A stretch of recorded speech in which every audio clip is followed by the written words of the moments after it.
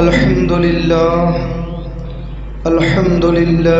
العلي الأكبر والصلاة والسلام على سيد البشر وعلى آله وأصحابه السرج الغرر أما بعد فأعوذ بالله من الشيطان الرجيم بسم الله الرحمن الرحيم وبشر الذين آمنوا وعملوا الصالحات أن لهم جنات تجري من تحتها الأنهار كلما رزقوا منها من ثمرة رزقا قالوا هذا الذي رزقنا من قبل وأوتوا به متشابها ولهم فيها أزواج مطهرة وهم فيها خالدون صدق الله مولانا العظيم وصدق رسوله النبي الأمين المعين الكريم ونحن على ذلك لمن الشاهدين ومن الشاكرين والحمد لله رب العالمين۔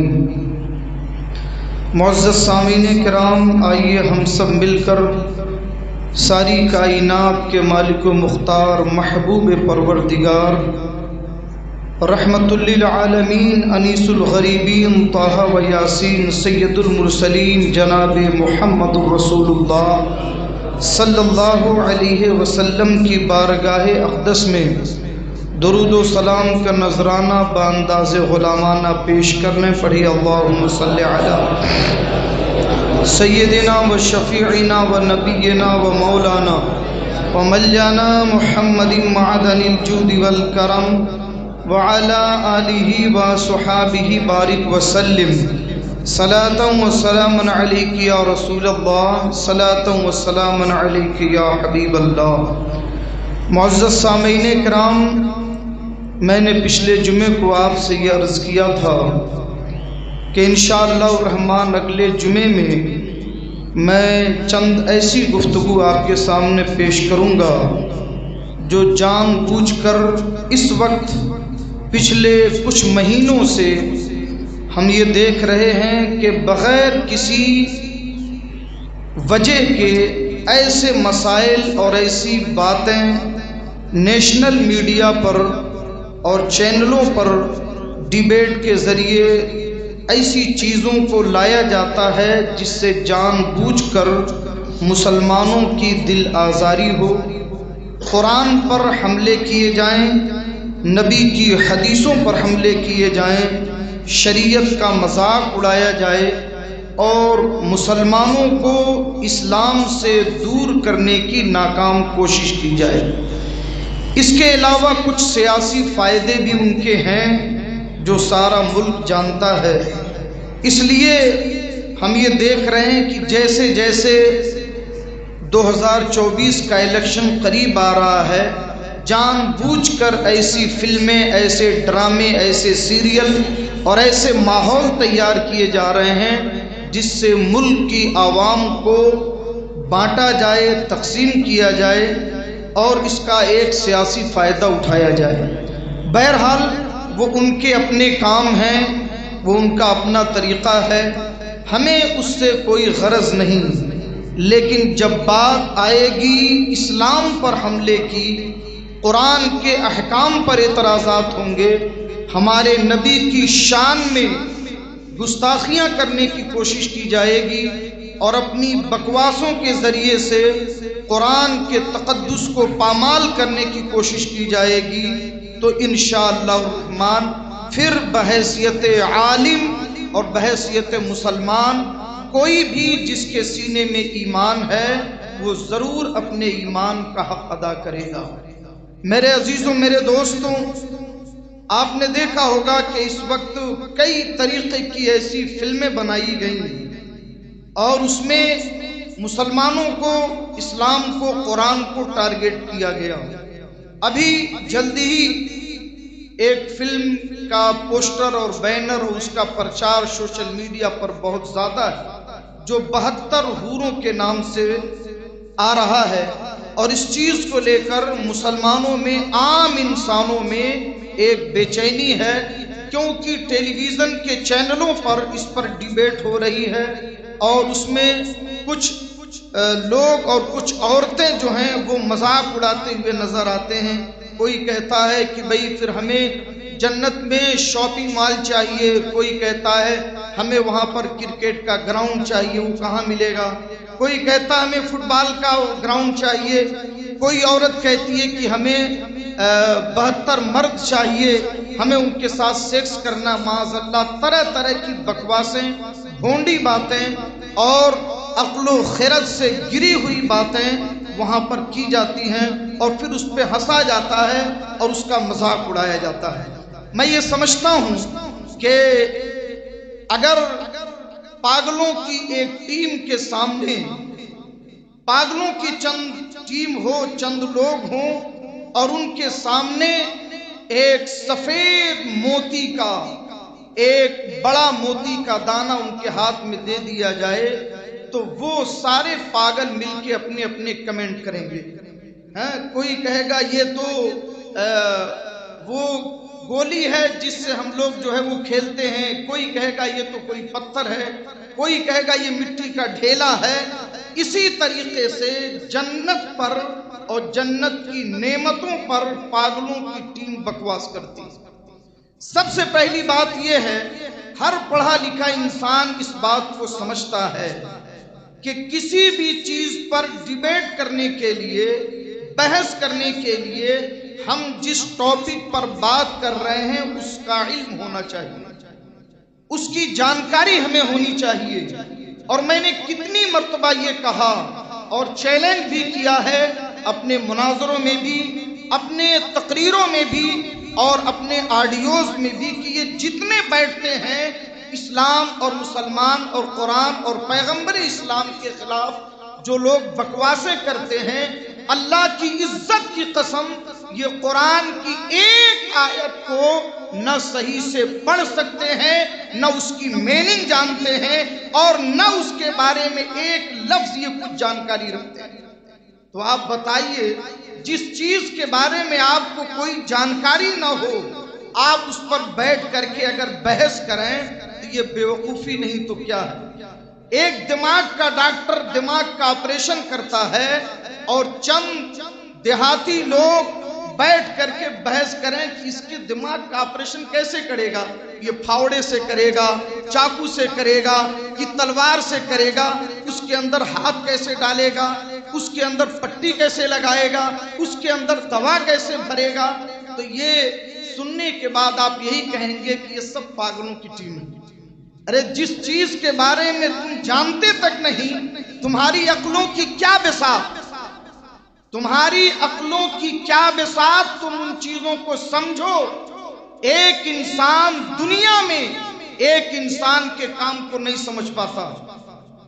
آپ دیکھیں یہ ہمارا جسم ہے، اسی جسم کے الگ الگ ڈاکٹر ہیں.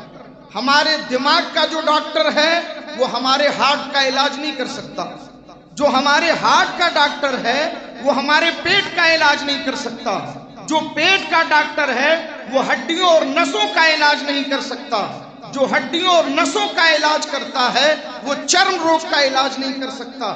آپ اس کے پاس جاؤ گے جو ناک کان گلے کا ڈاکٹر ہے اور بولو کہ بھئی میرے ہارٹ میں تکلیف ہے، تو بولے گا بھئی یہ کام مجھے نہیں آتا، آپ ہارٹ کے اسپیشلسٹ کے پاس جاؤ. ارے بولو ہے کہ نہیں؟ اتنے پڑھے لکھے لوگ، ایک ہی باڈی میں چند پارٹ ہیں، ہر ایک پارٹ کے الگ الگ ماہر ہیں، ایک ماہر دوسرے ماہر کے کام کو نہیں سمجھ پاتا. ایک انسان دوسرے انسان کی حکمتوں کو نہیں سمجھ پاتا کہ وہ کام کیسے کرتا ہے، اس کے علاج کا طریقہ کیا ہے. آپ اس سے پوچھو بھی تو بولے گا نہیں صاحب میں ایک ٹیبلیٹ نہیں دے سکتا آپ کو، میں آپ کا کوئی علاج نہیں کر سکتا، جو اس کا اسپیشلسٹ ہے اسی کے پاس جاؤ. اور یہ بانر لوگ، انہیں کچھ خبر نہیں کہ قرآن میں کیا ہے، حدیث میں کیا ہے، دار الجزا کیا ہے، جنت کیا ہے، جنت کی نعمتیں کیا ہے، اور یہ بیٹھے بات کرنے کے لیے کہ جنت میں کیا کیا ہوگا، کیسے ہوگا، اپنی عقلوں سے سمجھ رہے ہیں. تمہاری عقلوں کی کیا بساط، اللہ تعالیٰ نے اتنا چھوٹا کر دیا تمہاری عقلوں کو، بغیر اللہ کے فضل کے کوئی سمجھ نہیں سکتا. ایک ہی حجم کا، ایک ہی برابر انگور ہے، اسی کے برابر، بالکل انگور کے برابر اللہ تعالیٰ نے ہمیں دوسرے پھل بھی عطا کیے۔ آپ لیچی کا پھل دیکھ لیں، لیچی انگور کے برابر ہے، سائز میں دونوں برابر ہیں، دونوں ایک ہی زمین سے اگتے ہیں، ایک نہایت ہی کھٹا، ایک نہایت ہی میٹھا۔ اب اپنی عقل سے پتا کرو کہ ایسا کیوں؟ میرے عزیزوں، میرے دوستوں، اللہ تعالیٰ نے سب سے پہلی بات ہم بحیثیت مسلمان اہل ایمان کو بتانا چاہتے ہیں۔ ہمارے اس تاریخی جملے کو یاد رکھو کہ ہمارے ایمان کا دار و مدار عقل پر نہیں ہے، بلکہ ہماری عقلوں کو اللہ نے ایمان کے تابع کیا ہے۔ وہی عقل ہے جو ایمان کے تقاضوں کو سمجھ کر کے چلے، وہ عقل شیطانی عقل ہے جو ایمان کے تقاضوں کے خلاف باتیں کرے۔ بات سمجھ میں آئی؟ اللہ تبارک و تعالیٰ نے اس دنیا کے اندر ہمیں سمجھایا بہت ساری مثالیں دے کر کہ تم اپنی عقلوں پر، اچھا اگر ہماری عقلوں سے ہر بات سمجھ میں آتی تو آپ مجھے بتائیے کہ میں نے ڈاکٹروں کی مثال دی، ایک پیشے کا انسان، ایک انسان جو فرنیچر بنانے کا ماہر ہے، فرنیچر کا کاریگر ہے، بہترین کاریگر، آپ اس سے کہو کہ بھئی ہمیں شاندار ڈیزائن والا مکان بنا کے دکھاؤ، وہ کیسے بنائے گا؟ ایک راج مستری ہے، آپ اس سے کہو کہ فرنیچر میں بیڈ بنا کے دکھاؤ، صوفہ بنا کے دکھاؤ، وہ نہیں بنا سکتا۔ ہر ایک کی عقلیں الگ الگ، اگر ہماری عقلوں پہ دار و مدار ہوتا تو ہم میں سے ایک انسان کی بات کو نہیں سمجھ پاتا، اسی بات کو دوسرا انسان سمجھ لیتا۔ تو اگر عقل کی بنیاد پر ایمان کا دار و مدار ہوتا تو پھر جس کی عقل سمجھتی وہ مانتا، اور جس کی عقل نہیں سمجھتی وہ بے ایمان ہو جاتا۔ تو اللہ نے ایمان کا تعلق عقل سے نہیں رکھا، بلکہ ایمان کا تعلق دل سے رکھا ہے۔ دل سے قبول کر لو اللہ ایک ہے، اللہ نے اس کائنات کو بنایا، اس کائنات کے نظام کو وہی چلا رہا ہے، وہ ہر چیز پر قادر ہے۔ قرآن مجید فرماتا ہے، اللہ رب العزت ارشاد فرماتا ہے، یا ایھا الناس اتقوا ربکم الذی خلقکم والذین من قبلکم لعلکم تتقون الذی جعل لکم الارض فراشا والسماء بناء وانزل من السماء ماء فاخرج به من الثمرات رزقا لکم فلا تجعلوا للہ اندادا وانتم تعلمون۔ اللہ ارشاد فرماتا ہے، اللہ وہ ہے جس نے تمہیں پیدا کیا اور تم سے پہلے تمہارے باپ داداؤں کو پیدا کیا۔ اللہ وہ ہے جس نے تمہارے لیے زمین کا بچھونا بچھایا، آسمان کا شامیانہ لگایا اور تمہارے لیے پاکیزہ پانی اتارے، پھر اس پانی کی وجہ سے زمین سے طرح طرح کے پھل فروٹ، کھانے پینے کے اناج تمہارے لیے پیدا کیے۔ وہ تمہارا رب ہے تو تم جان بوجھ کر اپنے رب کے ساتھ کسی اور کو شریک نہ ٹھہراؤ۔ آپ دیکھو ہزاروں سال سے کائنات کا نظام چل رہا ہے، رات آتی ہے، دن نکلتا ہے، چاند اپنے وقت پہ آتا ہے، سورج اپنا کام کر رہا ہے، ستارے اپنے وقت پہ چمک رہے ہیں، بارش اپنے وقت پہ ہو رہی ہے، ٹھنڈی گرمی برسات سارے موسم اپنے وقت پہ آ رہے ہیں، انسانوں کی تعداد بڑھتی جا رہی ہے تو زمین سے اناج بڑھتا جا رہا ہے، پھل فروٹ بڑھتے جا رہے ہیں۔ اللہ نے ہماری سانس کے لیے ہواؤں کا نظام قائم کیا، یہ ساری کائنات وجود بخشی، اتنی حسین کائنات کو شجر و حجر، شمس و قمر، خشک و تر، بحر و بر، جن و بشر سے سجایا اور یہ بتا دیا جو رب اس کائنات کے پیدا کرنے پہ قادر ہے وہ ایسی جنت پیدا کرنے پہ قادر ہے جسے نہ کسی آنکھ نے دیکھا، نہ کسی کان نے سنا، نہ اس کا خیال کسی کے دل میں گزرا۔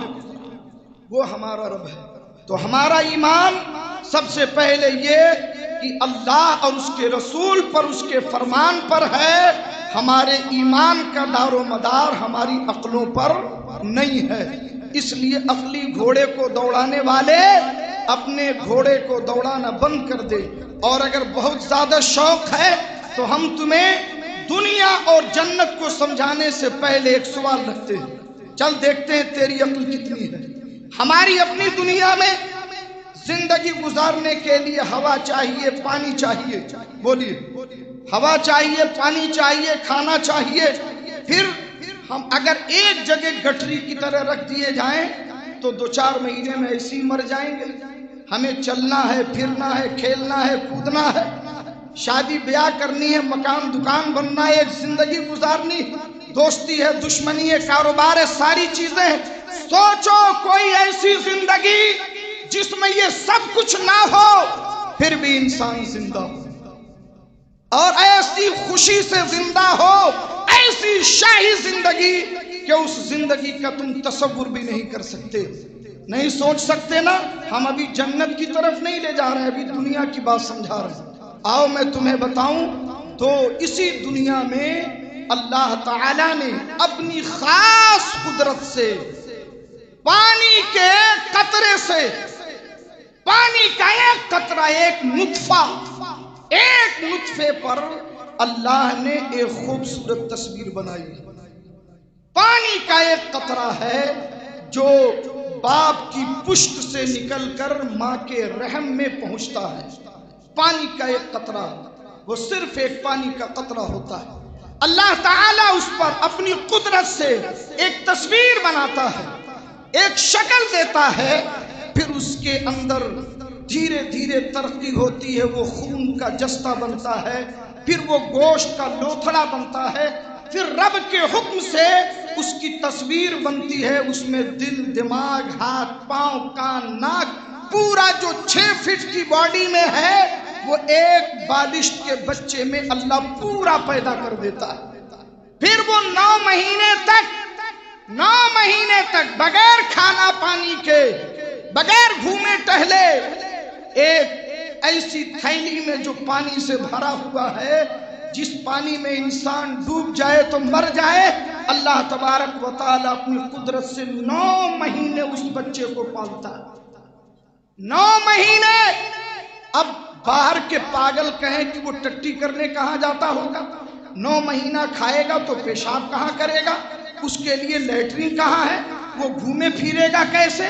نادان، یہ تیری دنیا کی عقل ہے، تیری دنیا کی زندگی ہے، جس کی وجہ سے تم ایک پیٹ کے بچے کی زندگی کو سمجھ نہیں سکتا، تو تو دنیا میں رہ کے جنت کی زندگی کو کیسے سمجھ سکتا ہے؟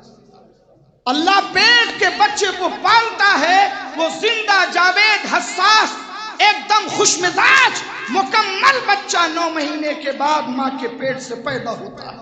اور جب ماں کے پیٹ سے پیدا ہوتا ہے تب اسے یہ ساری کائنات نظر آتی ہے، ورنہ اس سے پہلے اس کی دنیا کیا تھی؟ صرف اس کے ماں کا پیٹ تھا.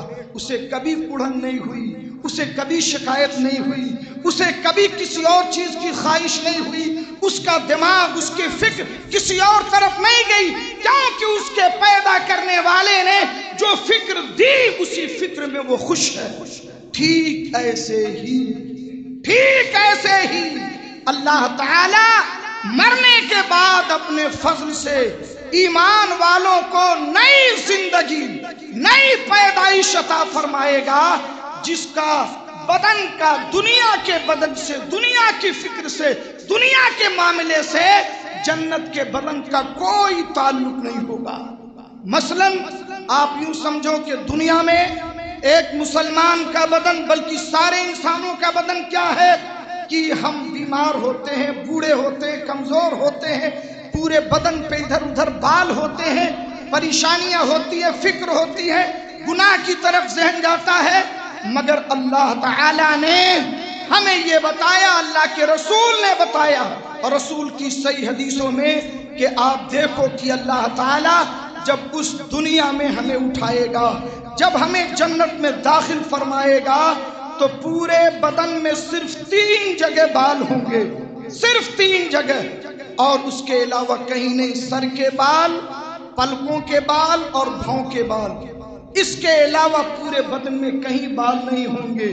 ہم بھی 30 سال کے، ہمارے باپ بھی 30 سال کے، ہمارے دادا بھی 30 سال کے، پردادا بھی 30 سال کے، بلکہ جتنے لوگ جنت میں ہوں گے سب کی عمریں اللہ کی قدرت سے 30 سال کی معلوم ہوں گی۔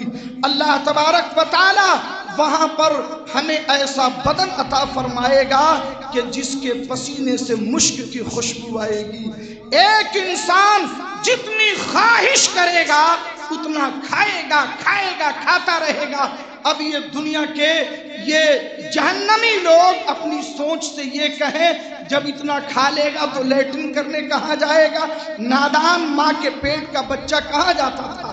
اللہ تبارک و تعالیٰ نے اپنی قدرت سے یہ انتظام کیا ہے، ایک خوشگوار ڈکار آئے گی، ایک خوشگوار ڈکار آئے گی، انسان کے منہ سے مشک کی خوشبو نکلے گی اور ایک خوشبودار پسینہ 2-3 سیکنڈ کے لیے نکلے گا، سارا کھایا ہوا ہضم ہو جائے گا۔ جنت میں نہ کفر ہے، نہ شرک ہے، نہ بےہودگی ہے، نہ وہاں ناچ گانے تماشے ہیں، اور نہ وہاں کوئی گندا کام، گندا تصور ہے، اس لیے کہ وہاں جو عقل اللہ ہمیں دے گا اس میں گندگی ہوگی ہی نہیں، صرف اور صرف پاکیزہ زندگی ہوگی، پاکیزہ فکر ہوگی۔ اب جو لوگ کہتے ہیں ہمیں شاپنگ مال چاہیے، ہمیں سنیما ہال چاہیے، ہمیں رنڈی بازی چاہیے، ہمیں جوا کرنا ہے، یہ کرنا ہے، تو جنت میں تو واقعی نہیں ملے گا، اسے چاہیے تو جہنم میں جاؤ۔ کون روکتا ہے تمہیں اور بلاتا کون ہے تمہیں جنت میں؟ ابے تمہیں لاتا کون ہے جنت میں؟ جاؤ جہنم میں۔ اللہ نے وہ بھی تو بنایا ہے، جنت جنتیوں کے لیے ہے جن کی فکر پاکیزہ، جن کا بدن پاکیزہ، جن کی سوچ پاکیزہ، اور جن کی زبانوں پر صبح و شام اللہ کی حمد ہو۔ اب اگر دنیا کی بات ہم کریں تو ہر انسان کی خواہش کیا ہوتی ہے کہ بھئی ہم ترقی کریں، ترقی کریں، ترقی کریں، ترقی کریں۔ جب جنت کے بازار، جب جنت کے محلات شاپنگ مال سے کروڑوں درجہ بہتر، تو یہ بتاؤ کسی کو شاپنگ مال کا خیال آئے گا؟ یار تمہیں مرغا مسلم مل رہا ہے، تم اکنی کی روٹی کھانے کی کون پوچھے؟ دنیا کے اندر جب ہمیں آگے زندگی ہماری بڑھتی ہے، ایئر کنڈیشنوں میں رہتے ہیں، تو کون چاہتا کہ ہم کیچڑ میں جا کے مچھلی پکڑیں؟ مگر اس کے باوجود ہم انہیں جواب دیتے ہیں۔ سنو، اللہ تعالیٰ اس کے باوجود پہلی بات تو وہ عقل ہی پیدا نہیں کرے گا جس میں خرافات آئے، جس میں گندی سوچ ہو، مگر تمہارے تمام باتوں کا یہ جواب ہے کہ ہمیں یہ چاہیے، وہ چاہیے، ایسا چاہیے، ویسا چاہیے۔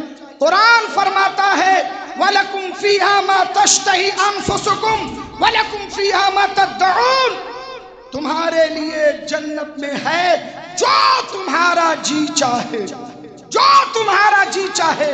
اگر تمہارا جی اتنا گھٹیا ہے کہ تمہیں جنت کی نعمتوں کے بجائے شاپنگ مال ہی چاہیے تو اللہ دے دے گا، اللہ دے گا، اس لیے کہ اس نے وعدہ کیا ہے وَلَكُمْ فِيهَا مَا تَشْتَهِي أَنفُسُكُمْ، اس میں تمہارے لیے وہ سب کچھ ہے جو تمہارا جی چاہے، وَلَكُمْ فِيهَا مَا تَدَّعُونَ، اور تمہارے لیے جنت میں وہ سب کچھ ہے جس کی تم خواہش کرو گے، جو تم مانگو گے، جو تم مانگو گے اللہ تعالیٰ تمہیں عطا فرما دے گا۔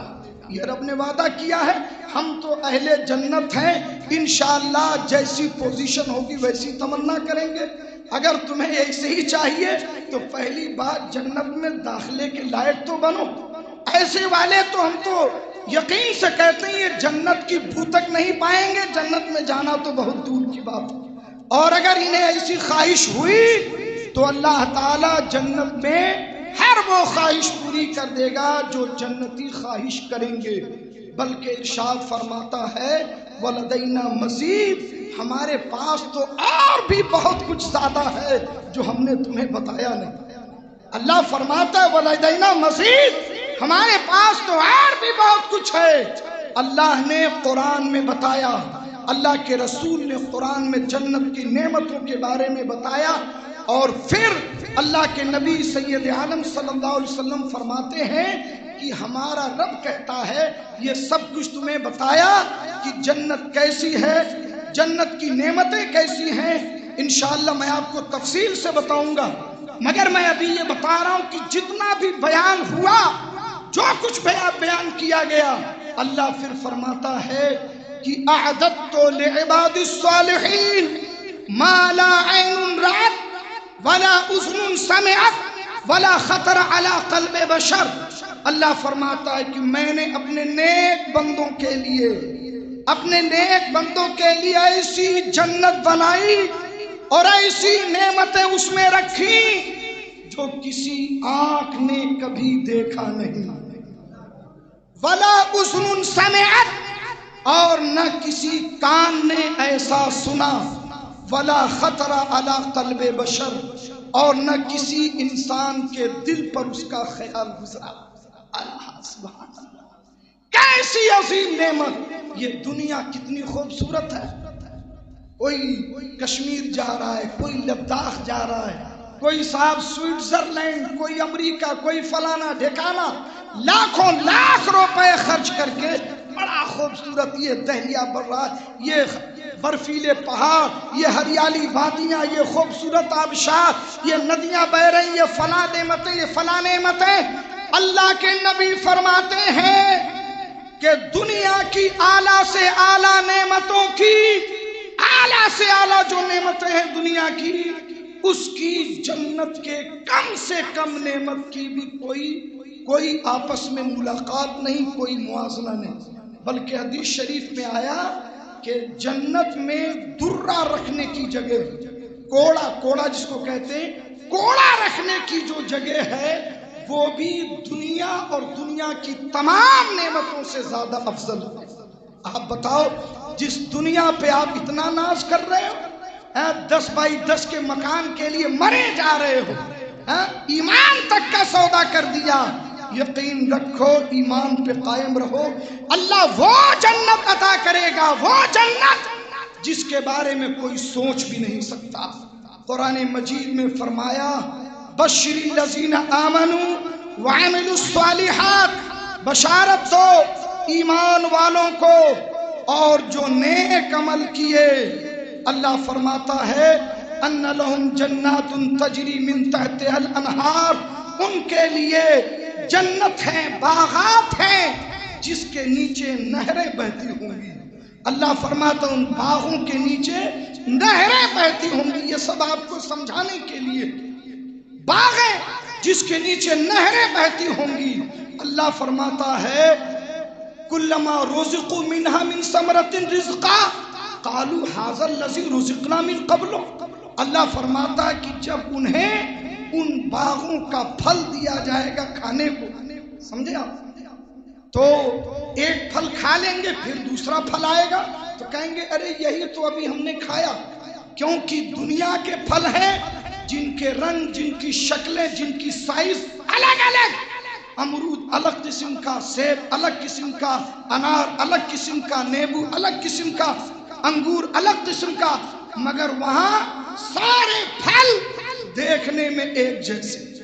اللہ فرماتا اوتوا بہ متشابہا، انہیں ایک جیسے ملتے جلتے پھل دیے جائیں گے، لیکن جب کھائیں گے تو ہر ایک کا ذائقہ الگ الگ، دیکھنے میں ایک جیسے، ذائقے الگ الگ، اور ایک ایک لقمے میں 70 قسم کا مزہ ہوگا۔ سبحان اللہ، ہم ایک پھل کھاتے ہیں ایک ہی مزہ ملتا ہے، مگر وہ جنت کی نعمت ہے، اللہ ایک کھلائے گا اور 70 قسم کا مزہ آئے گا۔ سبحان اللہ، آپ ذرا سوچو کتنی بڑی جنت ہوگی۔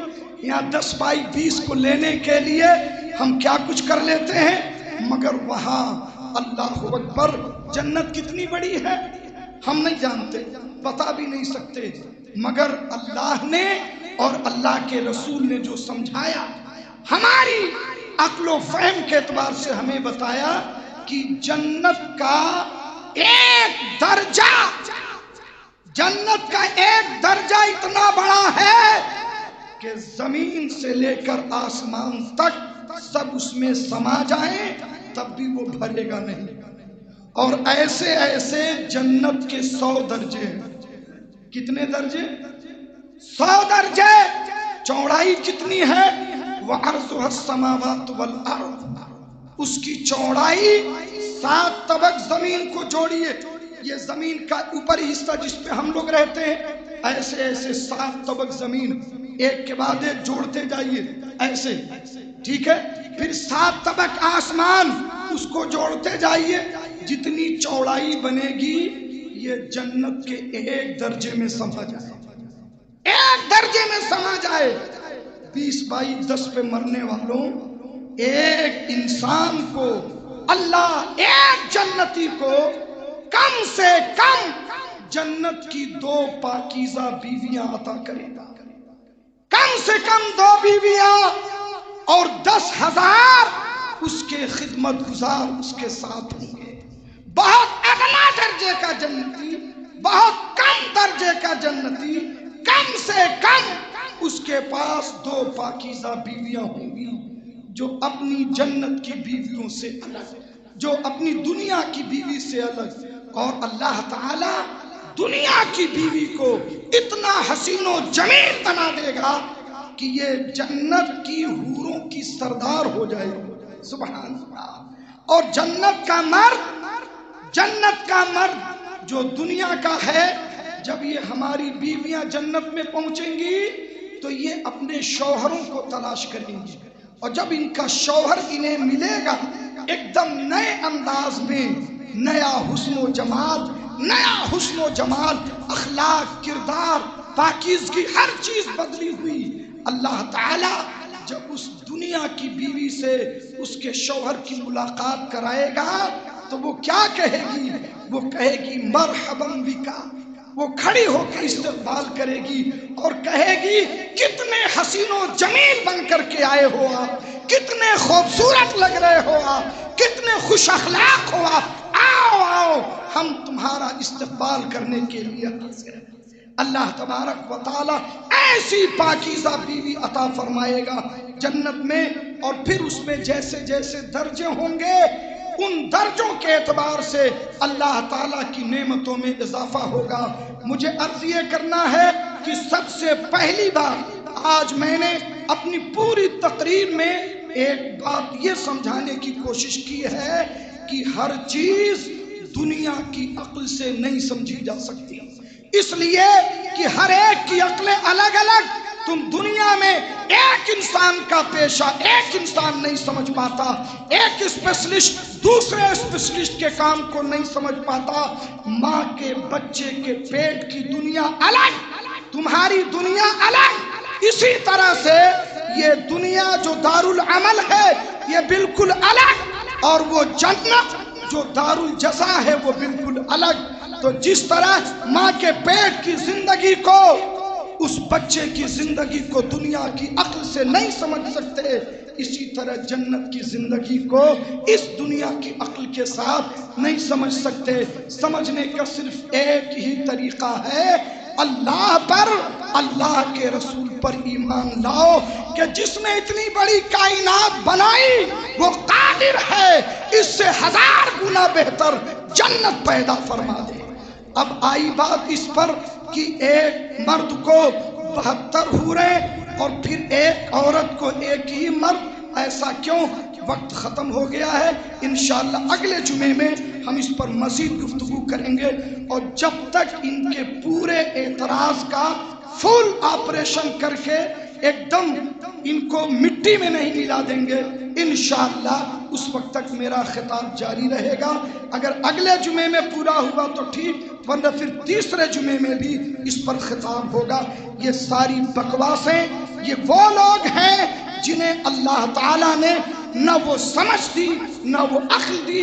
جب تم دنیا میں رہ کر کے اللہ کی کتاب کو نہیں سمجھ سکتے تو جو دنیا میں ہے ہی نہیں، ایک الگ دنیا، عالم آخرت، وہاں پہ بیٹھ کر کے ان چینلوں پہ ڈیبیٹ کر رہے ہو، یہ پاگل پنی نہیں تو کیا ہے؟